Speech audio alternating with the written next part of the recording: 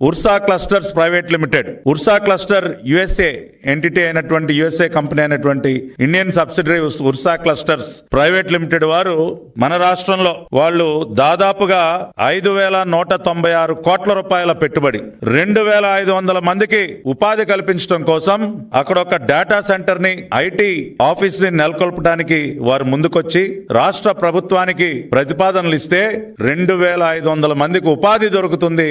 దాదాపుగా 5,000 కోట్ల రూపాయలు 5,200 కోట్ల రూపాయల పెట్టుబడి మన రాష్ట్రానికి వస్తున్నటువంటి సందర్భంలో వారికి భూ కేటాయింపులు చేస్తే డేటా సెంటర్ కి 56.36 ఎకరాలు, ఐటీ స్పేస్ కి 3.5 ఎకరాలు భూ కేటాయింపులు చేస్తే దానిపైన విషం గక్కుతా ఉన్నారు. ఉర్సాకు ఊరికే ఊరు పేరు లేని ఉర్సాకు విశాఖలో అత్యంత కారు చౌకగా ఎకరం 99 పైసలకే. ఎవడు చెప్పాడా మీకు? ఇవాళ అడుగుతా ఉన్న ఈ దిక్కుమాలిన పత్రిక, ఈ పత్రికలో తప్పుడు రాతలు రాయిస్తున్నటువంటి జగన్ రెడ్డి, అతని దొంగల దోపిడీ ముఠ, ఫేక్ ముఠ, వారిని నేను సూటిగా ప్రశ్నిస్తా ఉన్నా. ఉర్సా కంపెనీకి 99 పైసలకే ఎకరాన్ని మేము కట్టబెట్టాం అని ప్రూవ్ చేయడానికి మీ దగ్గర ఉన్నటువంటి కాగితం ఏంటి?